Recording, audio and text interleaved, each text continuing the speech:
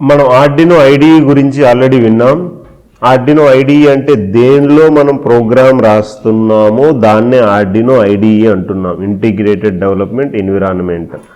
మనం ఉపయోగించే board Arduino Uno అయినా, నానో అయినా, ఆర్డినో మెగా అయినా, మనం ప్రోగ్రామ్ రాయడానికి ఉపయోగించే సాఫ్ట్వేర్ మాత్రం ఆర్డినో ఐడిఈ. ప్రోగ్రామ్ ఇక్కడ మనం రాస్తాము. ప్రోగ్రామ్ స్ట్రక్చర్ ఇది. ప్రోగ్రామ్ స్ట్రక్చర్లో ఇక్కడ ఫస్ట్ లూప్ మనం అంటే ఇక్కడ వైయార్డ్ సెటప్ ఫస్ట్ ఫంక్షన్ అబ్జర్వ్ చేయండి. 2 ఫ్లవర్ బ్రేసెస్. మ్యాక్సిమం మనం కోడ్ని ఇక్కడ సెటప్ కోడ్ని రాస్తాము. పిన్స్ అవుట్పుట్గా వాడాలా అని ఇక్కడే మెన్షన్ చేస్తాం, పిన్ మోడ్స్ అన్ని. ఇది లూప్, మెయిన్ కోడ్ ఇక్కడ రాస్తాం. లూప్ అంటే దాని అర్థం ఏంటి, అందులో రాసిన ప్రోగ్రామ్ అనేది కంటిన్యూస్గా ఎగ్జిక్యూట్ అవుతూనే ఉంటుంది. దీని గురించి మళ్ళీ మనం తర్వాత డిస్కస్ చేద్దాం.